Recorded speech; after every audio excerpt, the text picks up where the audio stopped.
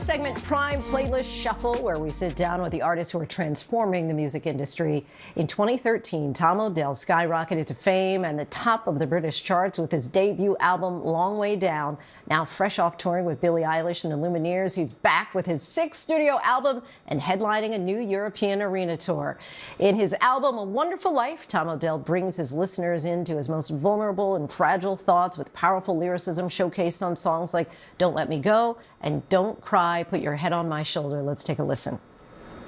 I've got my head in your palms, stare at the scars on your arms. Don't let me go,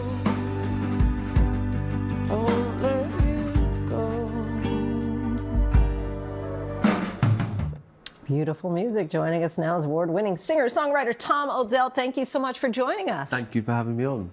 So you've been on the road touring with the Lumineers and Billie Eilish as well. Now you're about to headline across Europe. Give us a sense if there's a change in the crowd when they're just there for you.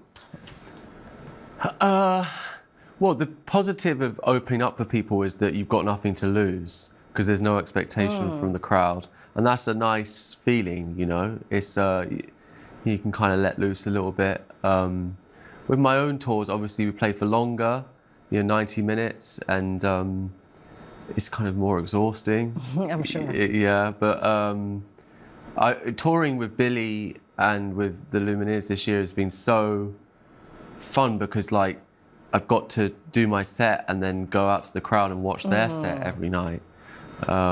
Which feels like almost criminal to call a job. You've said that this album in particular is giving voice to those who feel that the end is near, the world is ending. How did you tap into that sentiment and know that it was a message that a number of people felt that they needed to hear? I think it's just bizarre living in 2025. One thing I would say is that whilst the internet and online can bring so much fear and so much division.